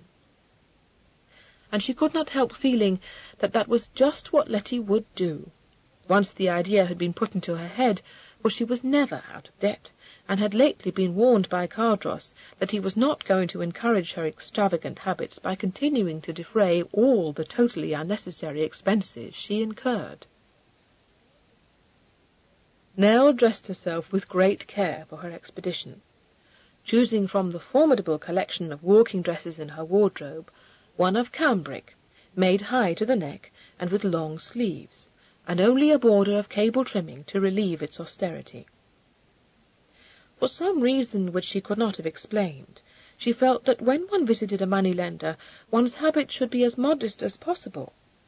So she added a sarcenet pelisse of dark blue to her ensemble. This lent her an undeniable note of sobriety. But when it came to the selection of a hat, the only one she possessed that approached sobriety was made of olive-brown silk. No exigency could induce her to wear this with a blue pelisse, so she was obliged to choose instead a frivolous bonnet that matched the pelisse, but was trimmed with lace and flowers. A thick veil served a double purpose of providing a disguise and a touch of rather dowdy respectability. It also staggered her dresser, and certainly made her suspicious. But Nell said glibly that the dust from the streets had slightly roughened her cheeks, an explanation which seemed to satisfy Miss Sutton. Set down at the Bath gate, Nell entered the Green Park and strolled for a little while beside the basin, trying to recruit her ebbing courage. Two unwelcome thoughts had occurred to her. Mamma, when she had turned in desperation to Mr. King, had employed a go-between, and would not Mr. King wish to know her identity? She had not previously considered this possibility, but as she rehearsed, during the drive from Grosvenor Square, what she must say at the coming interview, she realized that not the most obliging moneylender was in the least likely to advance a large sum of money to an unknown and heavily veiled lady. Not only would he wish to know what were the circumstances of his client, but no doubt he would demand a note of hand from her. One might, of course, sign this with a fictitious name, but that would hardly satisfy Mr. King. Nell was quite shrewd enough to know that an obscure Mrs. Smith of no address would find it very much harder to borrow money upon interest than would the wife of an extremely wealthy peer. A good deal daunted, it was with lagging steps that she left the park and crossed the ruts and cobbles of Piccadilly. Her errand no longer seemed so innocuous, for while it would be a simple matter, and surely quite unembarrassing, to arrange a loan under a cloak of anonymity, it was another matter altogether to be obliged to announce, "I am Lady Cardross." She turned into Clarges Street, and was soon abreast of the discreet-looking house in which Mr. King carried on his business. She hesitated, saw that a man on the opposite side of the street was looking at her, and walked on, blushing under her veil. When she ventured to look round, he had disappeared from her view, so she turned and began to walk back. By this time she was wishing herself 100 miles away, dreading what lay before her, no longer sustained by the comforting reflection that it was not so very wrong after all. A small but insistent inner voice told her that on this occasion Mamma would not wish her example to be copied, and again she walked past Mr. King's house. From a window in a house on the other side of the street, Mr. Hethersett had for several minutes been observing these vacillations through his quizzing-glass. The particular crony whom he had come to visit, having addressed several remarks to him without receiving any other answer than an absent-minded grunt, at last demanded if anything was amiss, and came to see what was claiming his attention. Mr. Hethersett, letting his glass fall on the end of its ribbon, ejaculated, "Good God!" and hastily picked up his hat and gloves. "Can't stay," he said. "Remembered something important." His astonished friend protested, but Mr. Hethersett, in general polite to a point, did not stay to listen. He was out of the house in a matter of seconds and crossing the street with long strides. Nell, drawing a resolute breath, had mounted the first of the steps leading to Mr. King's front door, when she heard herself accosted in slightly breathless accents. "Cousin?" said Mr. Hethersett. She jumped and looked round. Mr. Hethersett raised the hat from his head and executed the bow for which he was famous. "Very happy to have met you," he said. "Beg you will allow me to escort you home." "Sir?" uttered Nell, in what she hoped was the outraged voice of a stranger. Apparently it was not. "Can't hope to deceive me in that bonnet," explained Mr. Hethersett apologetically. "Wore it the day I drove you to the Botanic Gardens." Acutely aware of the goggling gaze fixed on him from a window across the street, he added, "Take my arm. George Burnley has his eye on us, and it won't do for him to recognize you. Not that I think he will, but no sense in running the risk." "I am very much obliged to you, but pray don't stay for me," Nell said, trying to speak in a careless way. I have some business to transact." "Yes, I know. That's why I came across the road." "You know?" she repeated, rather scared. "But you cannot know, Felix. Besides, "What I mean is, know whose house this is," he explained. "It ain't any concern of mine, but it won't do for you to be doing business with Duke King, cousin. What's more, if Cardross knew—" "You won't tell Cardross," she cried involuntarily. He was just about to refute with considerable indignation the suggestion that he was a tale-bearer, when Prudence intervened. He temporized. "I won't tell him if you let me escort you home. If you don't, nothing else for me to do." "Felix, I never thought you could be so ungentlemanly." "No," he agreed. "To tell you the truth, I didn't either. But the thing is, would be a dashed sight more ungentlemanly to go off and leave you to get into a pickle. Duke King? Lord, cousin, do you know the fellow owns an ornamental villa on the river? Slab up to the nines. Never saw such a place in your life." "No, And I don't see what that has to say to anything, retorted Nell crossly. Point is, where did he find the blunt to pay for it? From people like you, cousin. Take my word for it. Yes, but I only wish for a loan for a particular reason, just a very temporary one. He drew her hand through his arm and obliged her to walk with him up the street. Believe me, fatal, he said earnestly. She sighed, but attempted no further argument. After a pause, Mr. Heatherset coughed and said delicately, Very reluctant to offend you. Awkward sort of business. Thing is, might be able to be of service. Tolerably plump in the pocket, you know. She was a good deal touched, but said at once, No, indeed. I am sure there was never anyone half as kind as you, Felix, but that would be the outside of enough. And you mustn't suppose that I am in the habit of borrowing money. There are reasons why I don't wish to apply to Cardross for this particular sum. Don't let us talk about it. It is of no moment after all. Certainly not. Wouldn't dream of prying into your affairs, cousin, he replied. Only wish to say, at least I don't, but must, feel myself obliged to ask you to give me your word you won't come running back here as soon as my back's turned. She sighed, but said submissively, No, I won't do that, if you think it is so very bad. Worst thing in the world, he assured her. I don't see why it should be. After all, you may not see why, but it ain't a bit of use telling me you didn't know it because I've been watching you, said Mr. Heatherset severely, going backwards and forwards like a cat on a hot-baked stone. Oh, how can you say such an uncivil thing, she protested. I did not. That's what it looked like to me, he said, with great firmness. Not the moment for civility, either. Got a great regard for your cousin, dashed fond of Giles, too. Wouldn't wish to see either of you in a tangle. Thing is, nothing he wouldn't give you. A vicious thing to do, giving you advice. But if you're in a fix, you tell him, not you, King. She said unhappily, There are circumstances which... Oh, I can't explain it to you, but he mustn't know of this.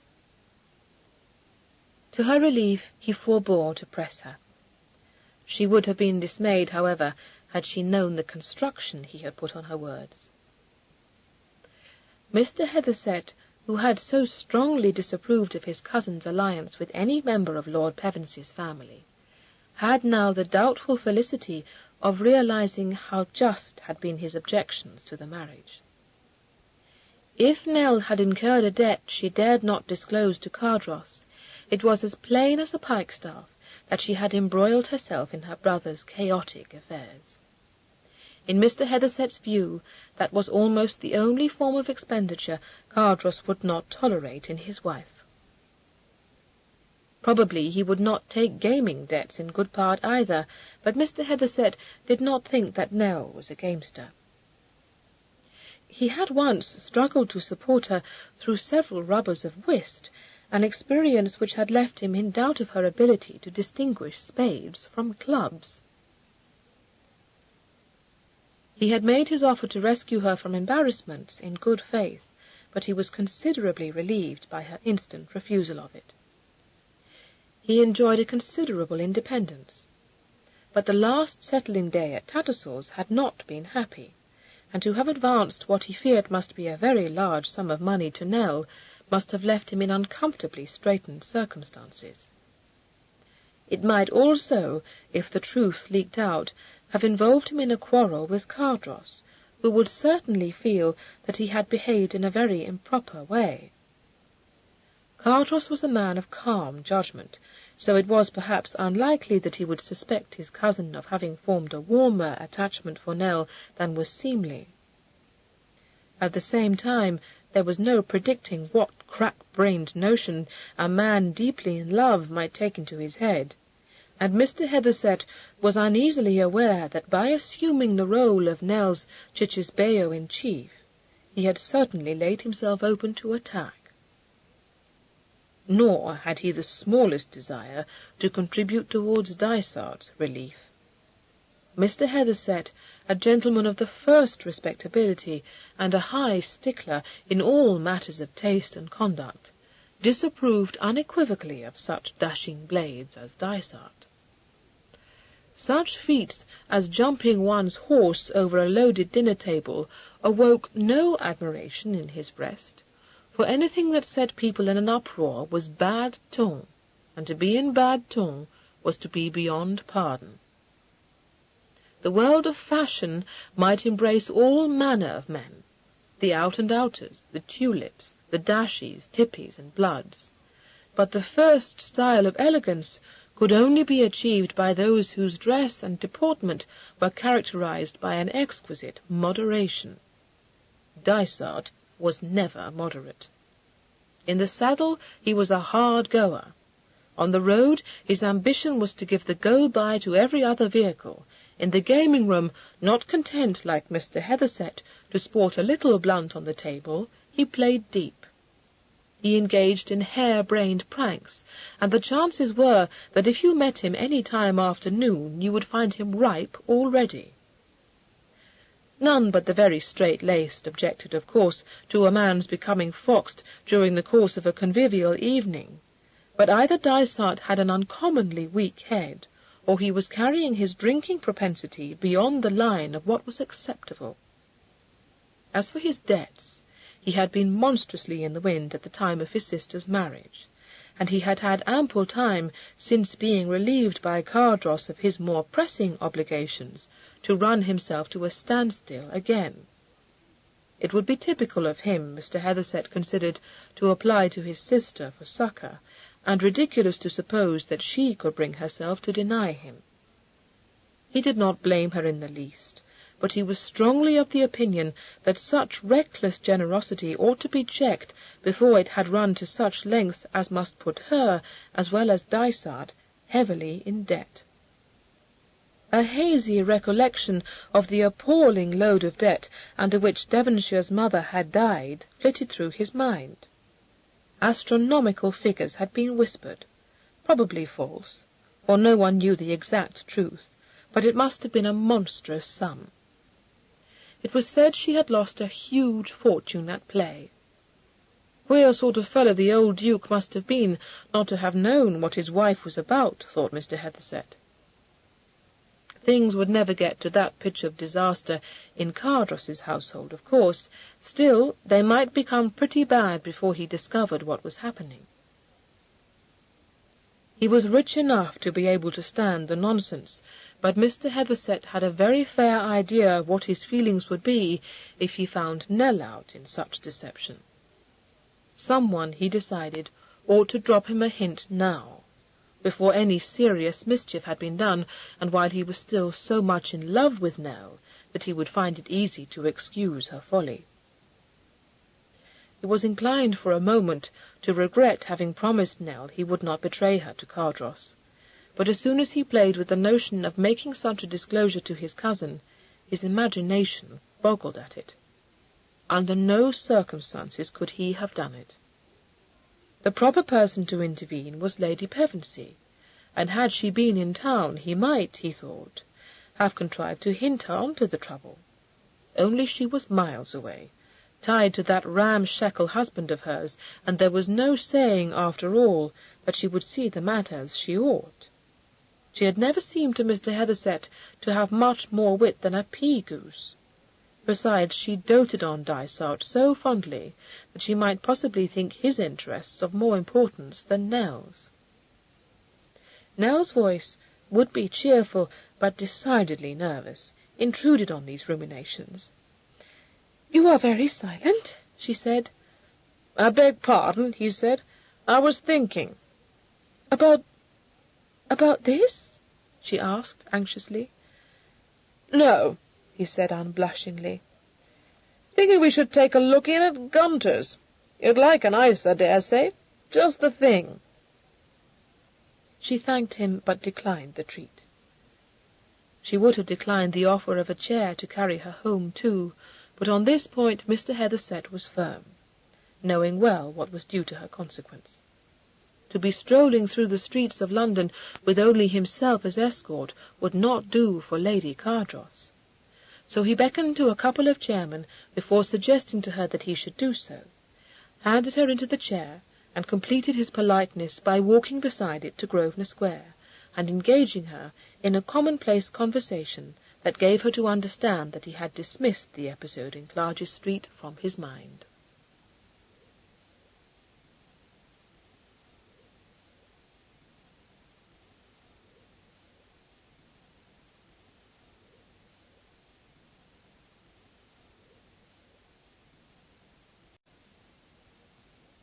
Chapter 6. Rescued from the perils of Clarges Street and restored to the shelter of her own house, Nell hardly knew whether to be grateful to Mr. Hethersett for having thrust a spoke in her wheel, or resentful. When the moment had come for knocking on Mr. King's door, she had certainly been extremely reluctant to do so, and had suffered very much the same sensations as if she had been about to have a tooth drawn. But her dependence now was all on Dysart, whom she had not seen since the night of the masquerade, and who might, for anything she knew, have taken a pet at having his ingenious plot frustrated, or, which was even more likely, have forgotten all about her troubles. She and Letty were going to the opera that evening, where it was extremely improbable that she would meet him. So she wrote a letter to him, telling him how urgent her need had become, and begging him he would call in Grosvenor Square. She had hardly dispatched this missive by the hand of her footman when Letty came in. In general, when Letty went shopping, she returned laden with parcels, and eager to display to her sister-in-law a collection of expensive frivolities which had happened to catch her eye. But on this occasion she had nothing to show but a disconsolate face. She said she had had a stupid morning, but when Nell asked if she had been unable to find a muslin she liked, she replied, "Oh, yes, Martha has it. I met my cousins and went with them to Grafton House, all amongst the quizy people. Selina would have me go, because she said there were amazing bargains to be had there. I must say they had a great many muslins. I chose a checked one, but I dare say I shan't like it above half when it is made up. It cost 7 shillings the yard, too, and I don't consider that a bargain, do you?" "No, but checked muslin is always dearer than the plain colours." "I hope the Miss Thornes are quite well," Nell said politely. "Yes, but at least I didn't inquire. Selina seemed pretty stout. Fanny has gone with my aunt to Mrs. Mee to arrange to have her likeness taken. They are persuaded Humby means to come to the point, and Selina says my aunt and uncle are in transports, though I can't think why they should be, for he presents a very off appearance, don't you think, besides having some odd humours?" "I don't know that. I believe he is very respectable," Nell responded, wondering whether her cousin's approaching betrothal was accountable for the clouded look on Letty's vivid little face. "I collect it was Mrs. Thistleton, then, who was with Miss Selina Thorne." "Yes, and I can tell you I was soon wishing her at the deuce," said Letty with a disgusted pout. "She is increasing, and bent on telling the whole of London. You would suppose that no one had ever before been in her situation, for she can talk of nothing else. And then what must we do but walk into Lady Eastwell? She expects to be confined next month, and nothing could be like her simperings and sighings and affectations. Sir Godfrey is aux anges over the petit paquet she means to present to him. Petit paquet, and très grand paquet, I should think, for I never saw anyone so large. I was vexed to death, dawdling along in her company and being obliged to listen to such insipid stuff. And Maria, at least, was used to be the most entertaining creature. I do hope you won't turn into a bothersome bore when you start increasing, Nell." The colour rushed up into Nell's cheeks. She said, "I hope not, indeed," but in a constricted voice, for Letty's careless words had touched her on the raw. It was some months since Lady Pevensey, tearing herself away from her stricken lord to visit her daughter, had soothed an anxiety which was even then teasing Nell. "Think nothing of it, dearest," she had said, adding with simple pride, "You are like me. You know I had been married for 3 years before Dysart was born." Nell had been comforted, and although the prospect of being obliged to wait for 3 years before she gave Cardross an heir was dismal, it was permissible to indulge the hope that she might find herself in an interesting situation considerably earlier than had Mamma. And since Cardross, neither by word nor by look, gave the least sign of disappointment, and her mind was pleasantly occupied with the manifold gaieties of fashionable life, she had not thought very much about it. But Letty's petulant remark was ill-timed. Her quite uninteresting situation now seemed to Nell of a piece with all the rest of her iniquities. She was proving herself to be in every way a deplorable wife, foolish, deceitful, spendthrift, and barren. Fortunately, since her deep blush betrayed her, Letty had picked up the latest number of the Ladies' Magazine and was contemptuously flicking over the pages and commenting disparagingly on the fashions depicted in this valuable periodical, so that Nell had time in which to recover her countenance. "Good heavens, I never saw anything so dowdy! Slate-coloured twilled sarcenet lined with white. What a figure to make of oneself! Do these new bishop sleeves hit your fancy? I don't think they're pretty at all. That's for this evening gown, with French braces over the bodice." "I liked the picture of the pelisse with the round cape," Nell said, trying to infuse her voice with interest. "For my part, I think it no more than tolerable. Unless one is a regular long Meg, those capes make one appear positively squat. Hair brown merino, too, horridly drab." Letty cast the Ladies' Magazine aside, and after hesitating for a moment, said, in a voice whose carelessness was a little studied, "By the by, I shall have to cry off going with you to Somerset House tomorrow, Nell. Selina has been telling me that my aunt is hipped because I have not been to visit her quite lately, and is saying that she had not thought I could show such a want of affection, or have my head turned so utterly that I don't any longer care to be with her. You know how it is with her. She is cast into raptures or down in a minute.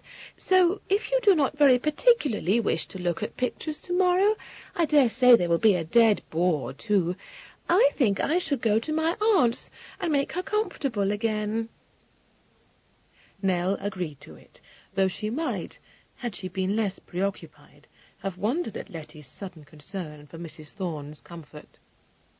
That Mrs. Thorne might be piqued by a lack of proper observance could surprise no one who knew Letty. For without having the least ill-nature or want of disposition to render attention where it was due, she had never been taught to consider the feelings of others, or to consult any convenience but her own. Having so easily won Nell's acquiescence, she took herself off to her own bedchamber, there to peruse for the 3rd time the very disturbing letter she had received from Mr. Allendale. Nell waited in vain for Dysart to put in an appearance that afternoon. Her footman brought back no answer to her note, his lordship having gone out. No, his lordship's man had not been able to say when he expected him to return. His lordship did not return to his rooms, in fact, until an advanced hour of the day, and since he was engaged to dine at Wattier's with the select company of his intimates, and afterwards to try his luck at that most exclusive of gaming clubs, it was rather too much to expect him to keep the best dinner in town waiting while he danced attendance in Grosvenor Square. A fortunate bet had, as he phrased it, brought the dibs into tune again, and encouraged him to think that a long run of bad luck had come to an end.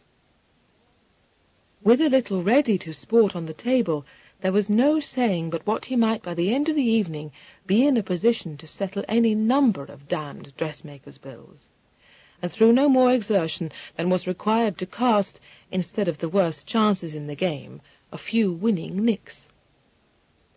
Inured by custom to all the stratagems known to creditors, he considered that Madame Laval's story of being about to put herself out of the way of collecting the moneys due to her was a piece of gammon. In his experience, no creditor ever put himself out of the way of collecting money. Having pursued a precarious course for some years, he was not at all alarmed by duns, and thought that Nell was being more than commonly goosish. However, he was fond of her, and if she was as sick with apprehension as her letter seemed to indicate, he would not, on the following morning, grudge an hour spent in soothing her alarms. Moreover, the morning might find him out of ebb water, and hosed and shod again, for it was nothing for a man enjoying a run of luck to win 3,000 or 4,000 pounds in one night's sitting at the Great Go. It might have been thought that a club where the minimum stake was double the sum fixed at any other gaming establishment, and the play was known to be tremendous, was scarcely the place for a young blood living on an inadequate allowance and grossly encumbered expectation. The Viscount's well-wishers shook their heads over it, but they could scarcely blame him for playing there, since he had become a member of the club under the auspices of his own father. In general an indifferent parent, Lord Pevensey every now and then awoke to a sense of his responsibilities. Finding that his heir, after an adventurous period at Oxford, had established himself in London and was about to make his debut in fashionable circles, he had felt that it behoved him to do what lay within his power to launch him into society. He introduced him to Whites and to Wattiers, franked him into the subscription room at Tattersall's, pointed out to him certain individuals whose business in life it was to diddle the dupes, recommended him to let none but Weston make his coats, advised him to purchase his hats at Baxter's and to have his boots made by Hobey, and warned him of the dangers of offering a carte blanche to too high-flying an incognita. He was obliging enough to instruct his son in some of the signs by which he might recognize amongst the muslin company those prime articles who might be depended on to ease a protector of all his available blunt, and to counsel him strongly not to visit any but the highest class academies. After that, and feeling he had left nothing undone to ensure for the Viscount a prosperous career, he cast off his parental responsibilities, which had by that time begun to bore him very much, and left his son to his own devices. Wattiers, which was situated on the corner of Bolton Street and Piccadilly, in an unpretentious house which had once been a gaming establishment of quite a different order, was generally supposed to owe its existence to the Prince Regent. Wattier had been one of his cooks, but the Prince, upon learning from some of his friends that a good dinner was not to be had at any of the London clubs, had conceived the benevolent notion of providing gentlemen of high ton with a dining club not just in the common style, and had suggested to Wattier that he was the very man to carry out this pleasing design. The idea took. In partnership with 2 other of the royal servants, Mr. Wattier embarked on the venture, and prospered so well that within a very few years he was able to retire from active participation in the business of running the club. By that time, what had begun as a dining club with excellent cooking, carefully chosen wines, and harmonic assemblies as its attractions, had blossomed into the most exclusive as well as the most ruinous of all London's gaming clubs. The dinners, under the surveillance of Mr. Augustus Laborie, continued to be the best that could be had in town. It had a bank of £10,000. Mr. Brummel was its perpetual president, and to be admitted to membership was the object of every aspirant to fashion. Play began at 9 o'clock and continued all night, the principal games being hazard and Macao, a form of 20 introduced into England by the émigrés from France, and still enjoying a considerable vogue. The Viscount, after an evening devoted to faro, had not found that this alteration in his habits answered as well as he had hoped it might, and when he rose from a very convivial dinner, he resisted all attempts to lure him into the Macquart room. He would give the bones another chance, he said, for he had a strong presentiment that fortune was at last about to favour him. So, indeed, it seemed. Being set £20, and naming 7 as the main, he threw 11, nicking it, which promised well for the night's session. Even Mr. Fancourt, who had been trying to lose money to him for months, and had begun to despair of achieving his ambition, felt hopeful. From the circumstance of the Prince Regent's holding one of his bachelor parties at Carlton House that evening, the club was rather thin of company. Mr. Hethersett, strolling in at midnight, found the Macquart room deserted by all but a collection of persons who figured in his estimation either as prosy old stagers or tippies on the strut. He took a look in at those intent on hazard, but there again the company failed to attract him, and he was just about to leave the premises when he was suddenly smitten by an idea. It was not a very welcome idea, nor did he look forward with the least degree of pleasure to the putting of it into action, but it was the best that had occurred to him during the course of a day largely devoted to wrestling with the problem of Lady Cardross's financial difficulties. The more he considered this matter, the greater had grown his uneasiness. For the mild tendre he felt for Nell did not lead him to place any very firm trust in her promise to keep away from usurers. A just man, he was obliged to own that if she dared not confess her debts to Cardross, no other solution than to borrow upon interest suggested itself. In his opinion, she was magnifying Cardross's wrath rather absurdly. It was unlikely that he would hear the confession with complacence, but he was not only a man very much in love, he was also a man of generous temper and a good deal more than common sense. No one would be quicker to make allowance for youth and inexperience, and although there could be little doubt that he had forbidden Nell to keep her brother in funds, Mr. Hethersett had still less doubt that he would understand, even sympathize with, the very natural feelings which had led her to disobey him. He would know how to put a stop to such practices too, and that was something that ought to be done immediately if Nell was not to founder at the last in a morass of debt and deception. Cardross would pardon her now with no loss of tenderness, but if he discovered in the future that she had been playing an undergame with him, perhaps for years, the very openness of his disposition would cause him to regard her with revulsion.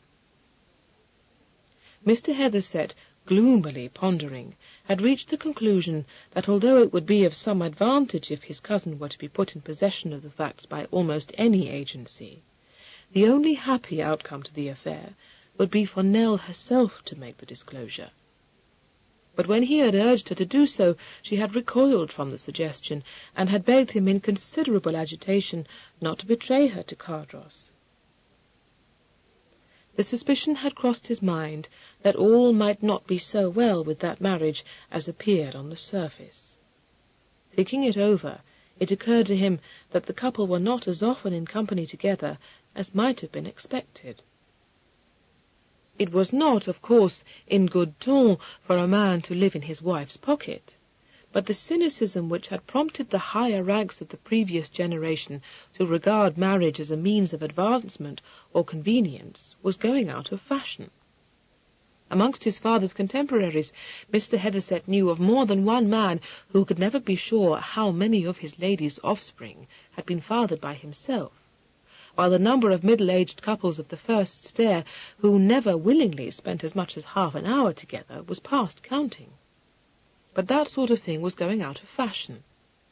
Love matches were being indulged in by persons of consequence, and public signs of affection, instead of being thought intolerably bourgeois, were even smiled on. Mr. Hethersett, whose fastidiousness had lately been offended by the sight of a newly married pair seated side by side on a small sofa with their heads together at an evening party, was inclined to think that the pendulum was swinging too far, and certainly he did not expect Cardross to behave with such a want of breeding. At the same time, he did sometimes wonder that Nell, Married to a man who had not only chosen her for love from amongst a dozen more eligible ladies, but was also possessed of a charm which made him generally fascinating to females, should so frequently appear in public either unescorted or with some quite inferior gallant at her side. There was nothing to take exception to in that, of course, and never anything in her manner towards her admirers to encourage the most inveterate seekers after crim cons to suspect her of having formed a guilty attachment. Mr. Hethersett was pretty well persuaded that she had no eyes for any man but Cardross,